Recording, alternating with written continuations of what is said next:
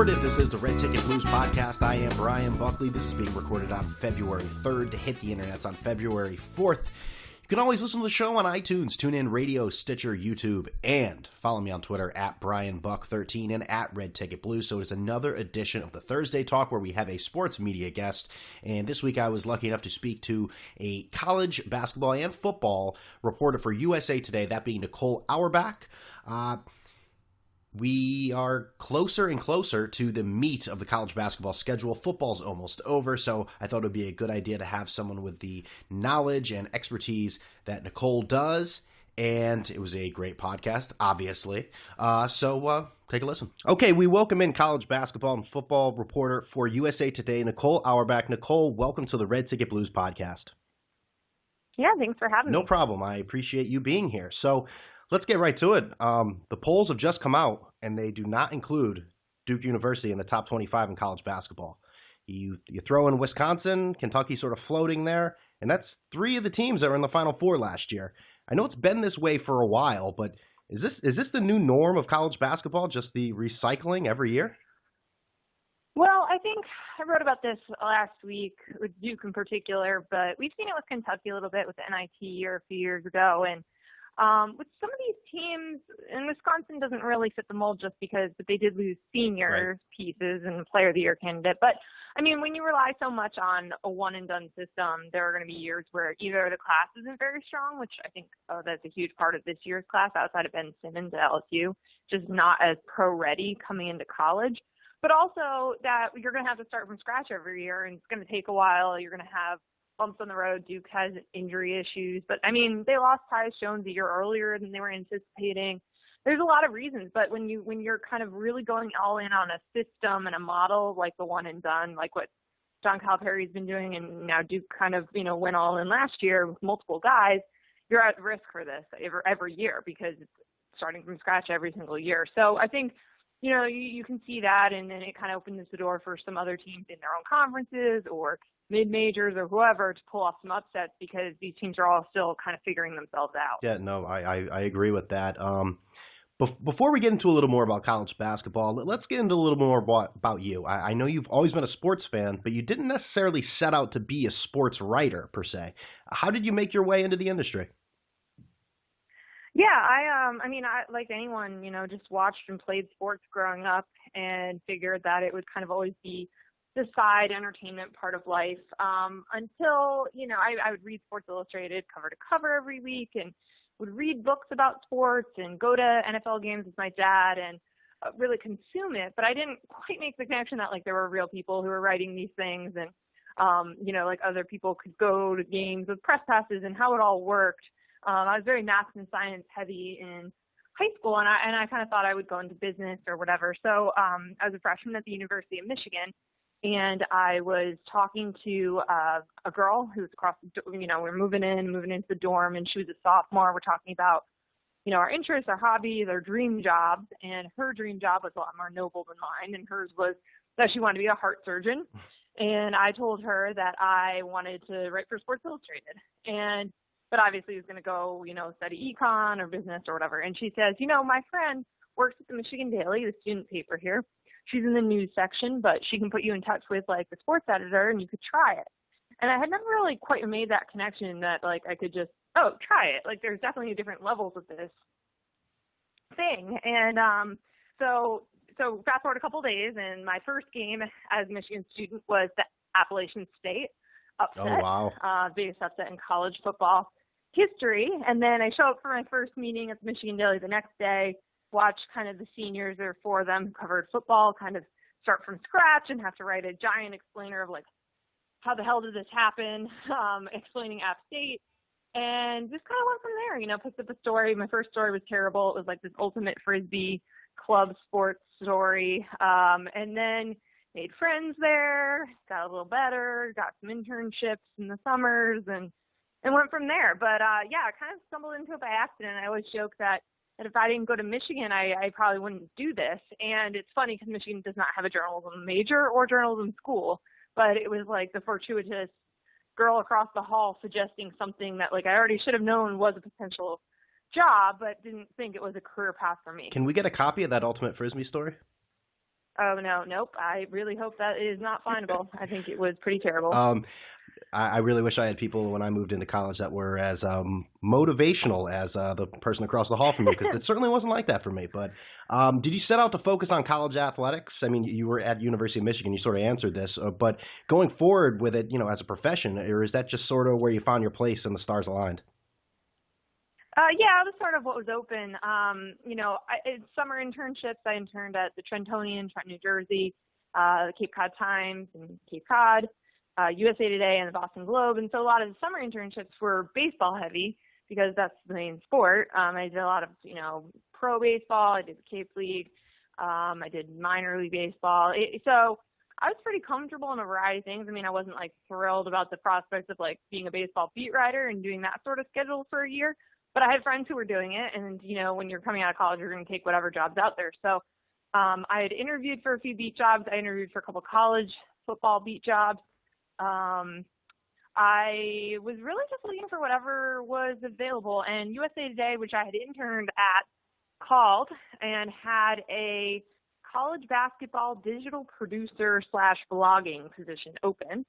And it was, way in the door, and we hadn't so it was editing headlines, it was posting copy, it was gallery slideshows. I had to do Bubble Tracker my first year. But I was pretty comfortable in the college and the pro area. I mean, I grew up in New Jersey, pro sports area, but then obviously covered a lot of college sports, covered all the major college sports at Michigan. So it was just sort of whatever was out there, but worked pretty well. So I did basketball, then got a reporting position in basketball, expanded it into college football. I now do Olympic swimming too. So yeah, it's worked out pretty well. And I do really like the college sports world, and schedule now, after doing it for about 5 years, I feel like I know a lot of people in it, a lot of the coaches, administrators, and there's just much more of a, kind of have a grasp on it instead of, my first day, I'm like, well, there's like 350 college basketball programs, and how on earth am I going to keep up with the big storylines in this sport? How am I going to get to know these coaches? And you kind of just chip away at it, and now, you start to feel like you have a grasp around the whole thing. But yeah, it's been, I've been very fortunate in the way that it all has broken out, and that I do enjoy the sports and the people that I do get to cover on a daily basis.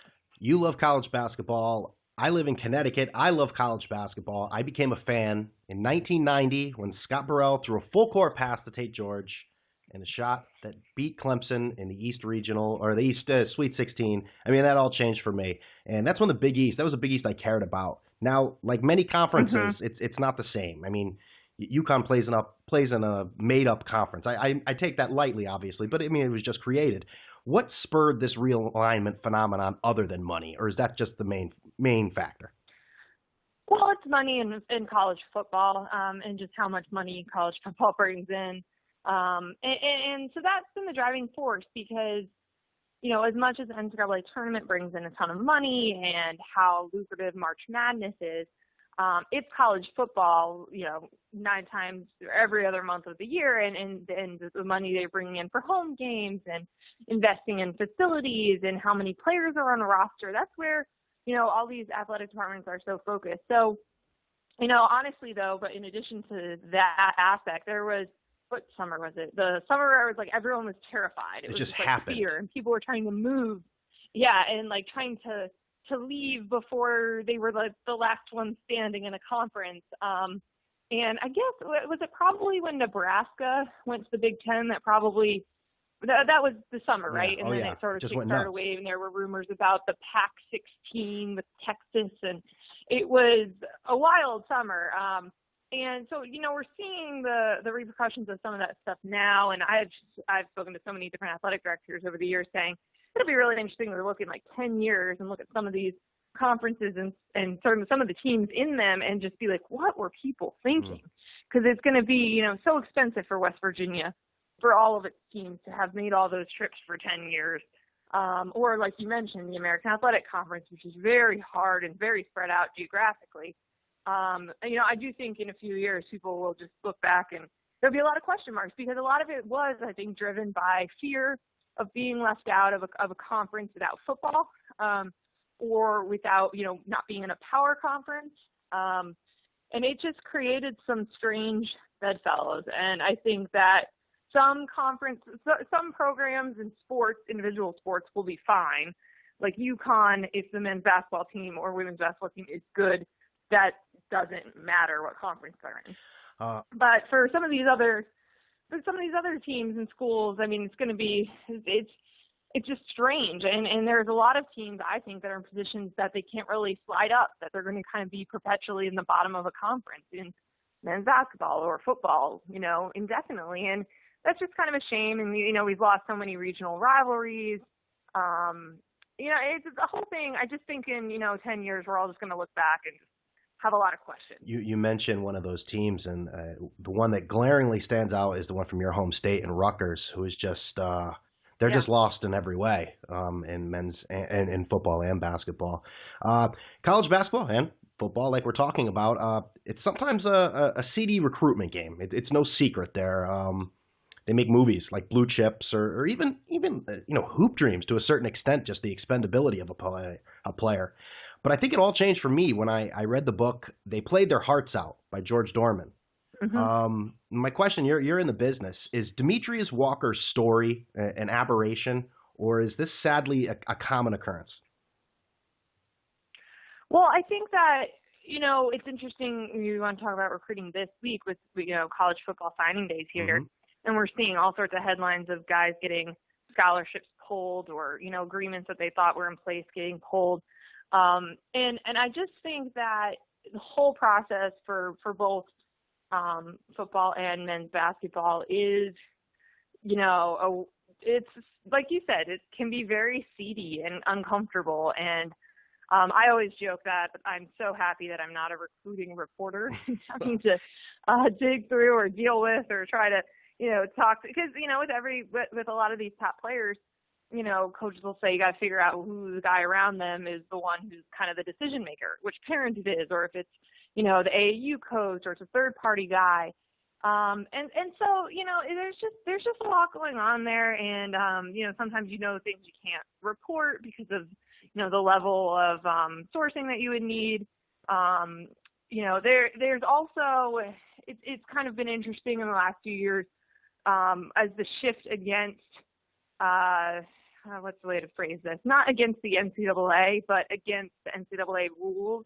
As more voices and fans have urged for paying players and compensating them somehow for the services they're doing, then there's, I've just noticed in recent years, even stories about, NCAA rule breaking and recruitment or this or that.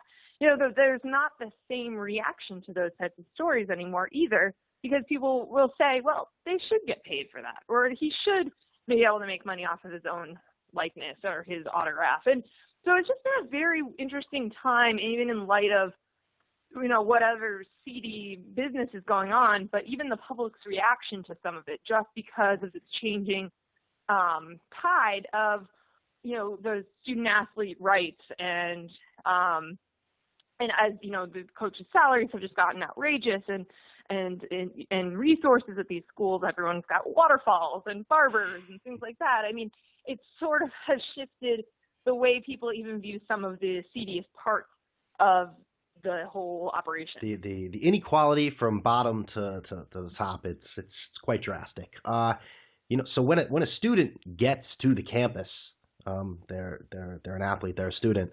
Should the term be student athlete or athlete student? In reality. Well, we don't, I guess I just use that term in conversation, but we don't, we call them players in articles, and I think people do that, and, some people roll their eyes when they hear, student athlete get brought up by university presidents or Mark Emmert repeatedly, because, again, if you think about the time constraints, priorities, the fact that, and I'm not even trying to make some sort of reference to any of the schools that have had academic scandals in the past, but think about how, because of the schedule, if you're a college football player at, Michigan State, Michigan, wherever, that you've got lifts at these hours, you've got practices, meetings, you're eating, you've got your entire day is scheduled out. You can't major in engineering. You can't major in some of the things that a regular student might. You can't study abroad in the summer. You can't do all these other things because of your time constraints. And so to say that you can still be a student first, it's not the way the schedule allows it. Your schedule is dictated by the sport that you're there for, and your resources are given to you based on that. And you're getting a scholarship, and now you're getting cost of attendance stipends. And, I think that's just a way, it's just a talking point or a term that, the administrators and academic side of things, people like to say. But as college athletics has become a bigger and bigger and bigger operation, it's clear that these guys are players first. And some schools are starting to seem to not acknowledge that. They're not going to call them athlete students or players, but they are trying to implement things to help them, especially men's basketball players don't always stay all 4 years, but figuring out ways to offer that they can come back anytime to finish their degree, or that maybe they could do an internship or a study abroad program that they were not able to do when they were students. So things like that. So I think there's a push to try to help the student side, just so that it's not completely you're only there literally just to practice basketball and play basketball, and that's all we care about. But I think, if you ask anyone, and any casual sports fan or observer, they would, obviously agree that these kids are there for sports first and then everything else second. I think that's a very honest answer, and I don't hear that answer a lot out of media members. I think because, that they understand they have a job to do, and they want to say, student athletes, like you said, you'll hear administrators say that and everything. I think that's a very honest answer because it's truth. I don't think anyone should fault these players because you're right. Their schedules are set. It's not feasible. But that is a great answer. Going back to the first question about last year's Final Four teams, a lot of those guys, like you said, some were seniors, but a lot of those guys went pro after 1 year, the one and dones. I don't fault these guys whatsoever. You have money waiting for you. Why not take it? You could be lost in a second. But also, as a college basketball fan, in my opinion, it's killing the familiarity of college basketball. What's your take on that going forward? No, I think that's a very valid point. I've written that a few times over the last few years. I think entering last year, I wrote about how there was the lack of star power because every single person from the first, second, and third team All-Americans were not coming. Maybe this was 2 years ago. Either way, they were not coming back to college basketball because it was when so maybe this was 2 years ago when the Doug McDermott senior class was leaving. So there was a group of seniors that everyone knew and loved. There was Jabari Parker and Andrew Wiggins and all these freshmen. That was the year where it was kind of pitted against each other, star freshmen and seniors who are all having awesome senior seasons. When they all left college basketball, there was a vacuum, and it was this was 2 years ago. So this is the Harrison twins. If you had paid attention and watched them play in the championship game, you might be able to know them. But I always would challenge people. I'd say, go into a regular sports bar and ask people to name 5 college basketball players, because it would have been very difficult entering that season because all the people with name recognition were gone, and you didn't quite know which freshmen were really going to emerge yet. And it's frustrating because you want to tell stories of people that people know. And you also, there's also obviously, the unknown crazy backstory people, and those will always resonate, but you want to get to know the guys who are the faces of the sport. When in college basketball right now, the faces of the sport are the coaches. And it's been that way for some time, and you don't only want to write about the coaches. So, this year has been really refreshing from the standpoint that, a lot of the top guys are seniors. And part of that has to do with the freshman class outside of Ben Simmons not being nearly as strong as last year's class or next year's class is expected to be. But, the guys leading the player of the year race, Buddy Hield, you got Denzel Valentine in there, Chris Dunn. You got a lot of seniors, and it's a pretty nice thing, and it's pretty refreshing. Perry Ellis at Kansas. They're guys that that you've heard of, that you sort of know. You've seen them go through ups and downs in the NCAA tournament, and it's almost all those guys. It's guys like, they're still in college? Well, that's like anyone who reaches senior year and is a prominent player these days. Every time I see Perry Ellis, I think that. Every time I see, I go, I feel like he's been here 8 years.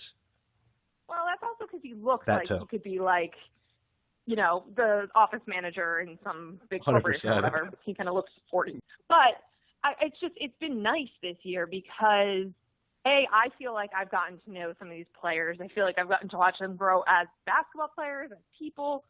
It's refreshing to talk to, 22, 23-year-old kids when you're used to sometimes spending an entire season talking to 18-year-old star guys. And it's just Marcus Page at North Carolina is probably, he's my favorite person to interview because he's really cerebral and really great at explaining basketball. And it's like I wouldn't have known that or gotten to experience that had I not been covering him for the last 30 years too. So that's been an enjoyable part of this season. I think, it's sort of I think will help casual fans as they're, this is the time of year where they're kind of transitioning back into college basketball. If they've been, paying attention to college football, NFL, they're coming back and they know these guys and they at least know that Perry Ellis is still around. I can't believe he's still around. That's better than starting from scratch every year. I'm not sure if you listened to Bill Simmons' podcast, his last podcast with Charles Barkley. They were talking about one and dones, and they discussed the idea and how it's hurting the NBA sometimes too. Guys are coming in, they're just not ready. They discussed the idea of having some sort of agreement with the NBA that a kid stays 2 years and gets a quicker path to that second NBA contract. I mean, have you ever heard anything in your walks of employment, everything? Have you heard some sort of, I know that's a little out of this world sort of thing, anything like that the future may hold to maybe change the way the draft is done? I mean, it's really not college basketball's call. Right. It's going to be determined by the NBA Players Association, the collective bargaining agreement. I know, obviously the commissioner, Adam Silver, would prefer 2 years. A lot of college basketball coaches would prefer 2 years, or the baseball rule of 3 years, or straight out of high school. Or I've heard so many things thrown out there, but ultimately the people who are making the decision are looking at it as, here's an influx of young talent coming in that might be taking spots on rosters. And you've also got NBA executives who I've heard from most people that they just don't want to be back in high school gyms evaluating talent anymore, and that the system works better. And even if they aren't quite completely ready to contribute at the NBA, there are, D-League teams that they can get sent to, or they just play off the bench for a year or two. I do think a stronger D-League providing a legitimate alternative to college might be a system that would kind of cut back on some of this, where if a guy really doesn't want to go to school and go to class, then he doesn't have to, and he can just play basketball professionally and get paid for it. But I don't know what could actually happen. The college basketball power brokers can't really do anything. Coach K can complain or talk to people as much as he wants, but it's not like it's going to be his decision. So, I would love to see 2 years. I think it would be the best thing for everyone involved, except, again, like you said, I mean, these are kids who are super close to guaranteed money, and they are one injury away from potentially the sport, never playing the sport again. So it's very hard to, I'd be fine with them going straight out of high school, but just coming up with a different system, the 1 year thing is tough for all involved, and there's always hundreds of kids who think that they could be one and done when they enter the year, and then they make a bad decision at the end of the year and try to leave college and go to the NBA and not get drafted. So it's created a lot of different problems. But I think right now, that idea sounds great, but, people can toss out ideas, but the people involved in actually making the decision, aren't going to be able to just kind of wave a magic wand and fix this problem. And from the NBA's standpoint, probably, from enough of what I've heard, it works well enough. So, I would be surprised if it changes anytime soon, although, Adam Silver has been able to be, a big, he's been involved in a lot of things. He's made change happen. So hopefully, during his tenure, something can change. But I just, I've talked to enough people who are just frustrated, but there's nothing they can do. And that sort of seems to be where that rule is right now. Yeah, Adam Silver has been an innovator of sorts, but you haven't really heard much talk from him about this subject with any real detail. Not in the last year or two. When he first came into his position, he did. But, then there's more pressing matters, yeah, exactly. And there's other things that he can directly control, and that's what ends up happening. We mentioned players being paid. It's all about money. We know that, which brings us to the age-old question, and the topic will be brought up, in a month or so, around the NCAA tournament like it is every year. Jay Billis will be tweeting. He'll be talking about it. Should college athletes be paid? Well, I get asked this a lot, as you can imagine, covering college sports. And my answer is that I have not seen yet a model where this would actually work and make sense. People can say that players should be paid all they want, but I don't know exactly how you do it without turning it into either a free-for-all where people are just like kind of bidding on kids to come to their school, or if you're going to allow people to sign autographs and get paid for that, are you going to cap it at a certain number of autographs? Are people just going to be endlessly signing autographs and making money? Are you going to be compensating a star quarterback the same way you would a defensive lineman? How would you have a team if they were getting compensated different amounts? It's a hard concept for me to fully wrap my hands around. I liked the idea, some of the stuff that was involved in the O'Bannon lawsuit, and some of the lawsuits may eventually clear up a lot of this, but it's going to take a while and there'll be a bunch of appeals. But the idea of a deferred compensation or like a trust, money going that you would get after your college career for your name, image, and likeness, I mean, I like that in concept, but it's easy for people to just get up there and say players should be paid or players shouldn't be paid. But I think there's a lot of middle grounds, and there's different proposals I've seen, but I have not seen one that I think would work or I would fully get behind. But I do think the business there's so much money at stake here, and the money ends up getting funneled to the coaches and the facilities because the players cannot get paid directly. So, get them the best coach to draw the best players, get them the best facilities. So at least they're, working out with the top of the cream of the cream in sports medicine guys and nutritionists. But I don't know. I mean, so I can't answer that question just because I have not yet seen, and I'm sure someone really smart will eventually come up with a system where it would work and you could pay college athletes, but you've got Title IX issues, you've got other sports going on. I just am yet to see something that really seems tangible, really seems like it could work. They'd have to have some sort of breakdown of what each team brings in. Like you mentioned, Title IX. Does the star point guard make as much as the top fencer? There's just so many questions there. Lots of numbers, like you said. If it's ever going to happen, it's going to be done by some really smart person with mathematics skills. So way smarter than me and you. No offense to you, but at least way smarter than me. No, believe me, I'm in that boat too. So I'm going to ask you a loaded question here. There are 7 active college basketball coaches in the Hall of Fame. 3 in Jim Boeheim, Calipari, and Larry Brown have been hit with violations. 2 in Roy Williams and Rick Pitino are awaiting their fate. Coach K has skirted some questionable issues, and Chris Mullin, he just started this year. What does this say, if anything, about college basketball? Well, to me, and I wrote this earlier in the year when Louisville had its scandal and is about to be investigated. I just don't think we should make active coaches Hall of Fame members. It is weird, right? And not to say that they wouldn't still get in even if they have, NCAA blemishes or this or that.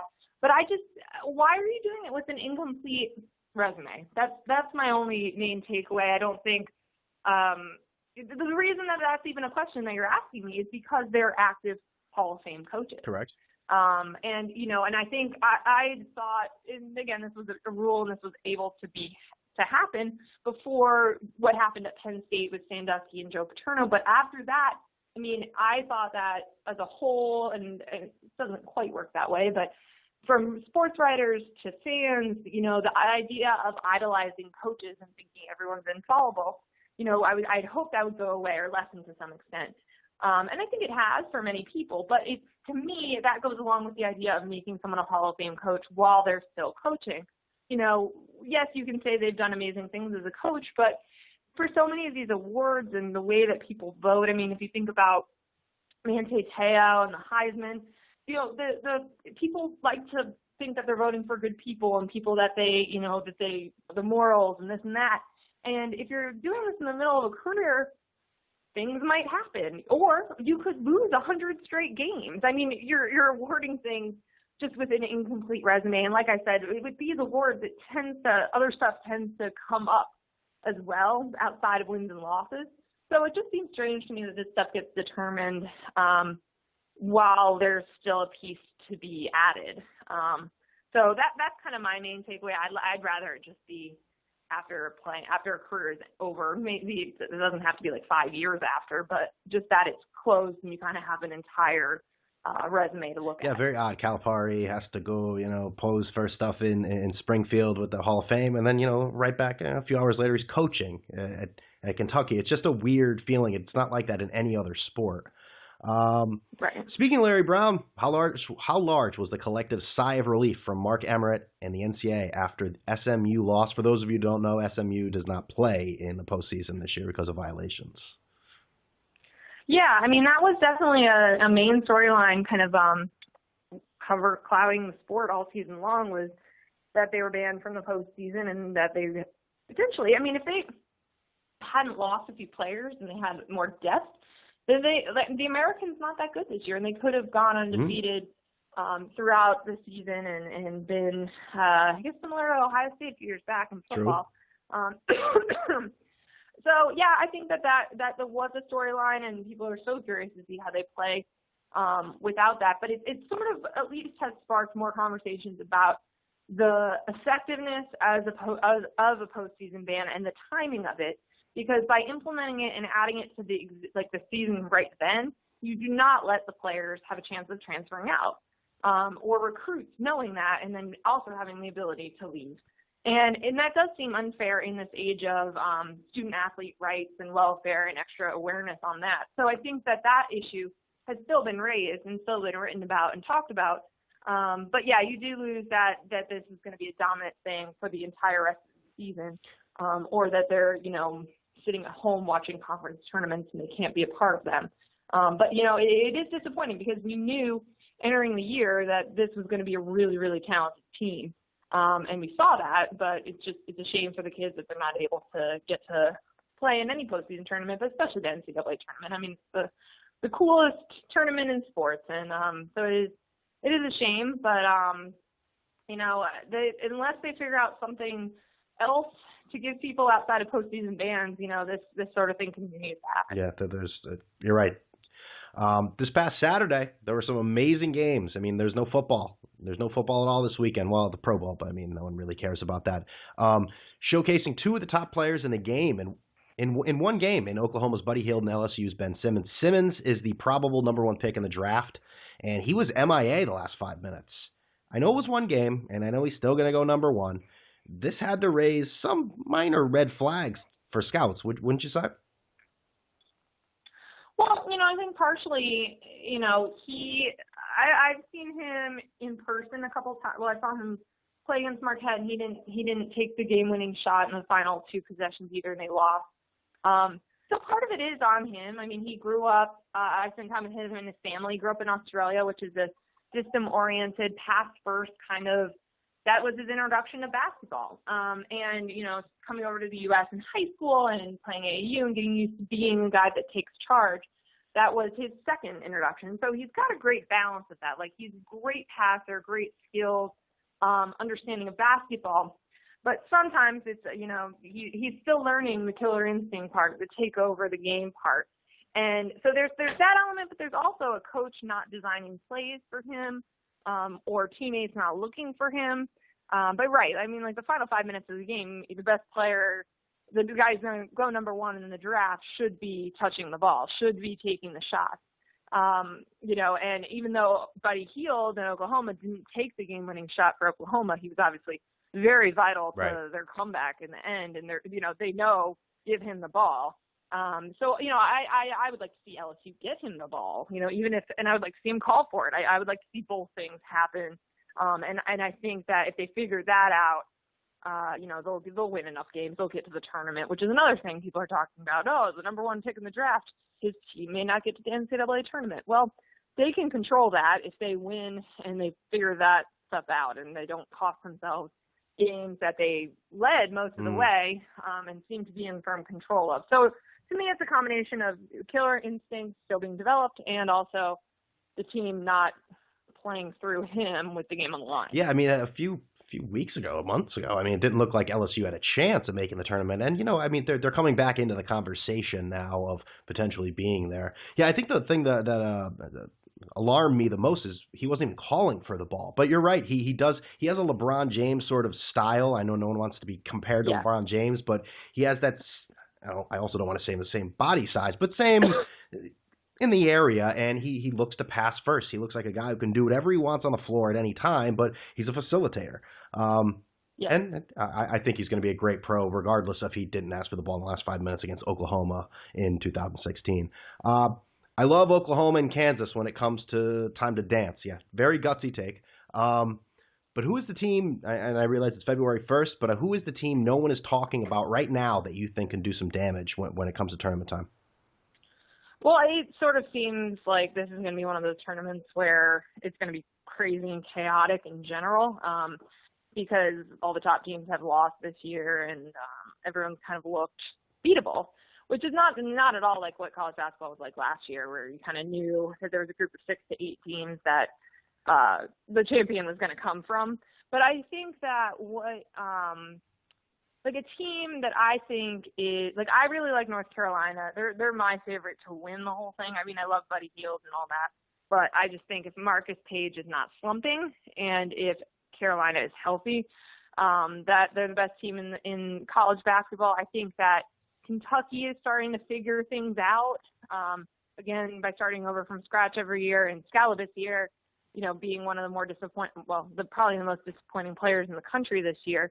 If he can get going and they decide to give up on trying to make him a back to the basket big and let him do some stuff with space and his skill set, that's a team that could surprise some people, because I think people are now saying Scala's been disappointing and who knows with this team outside of Tyler Ulis. But, one great guard can get you far in the tournament. And also if everyone else is figuring it out, there's still a ton of talent on that roster.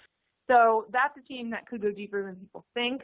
Same with Providence. You have Chris Dunn, who's fantastic and can win you games, but Ben Bentel with him and a stronger supporting cast than people give credit to. And I just think that there's a bunch of teams that have kind of been in, the top 15 range, but have dropped a couple head scratchers, or like you got like a West Virginia, they come on and they lose when they're number 6.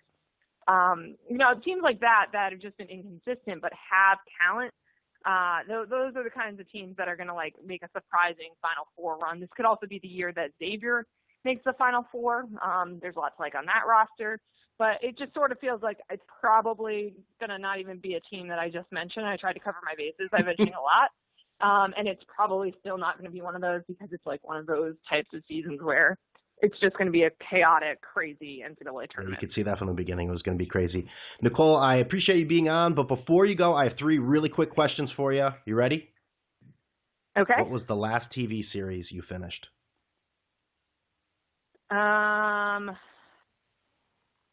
Making a Murder. Making a Murder. But I have been rewatching other shows since then. Okay. All right. Well, I just rewatched the end of Parks and Rec.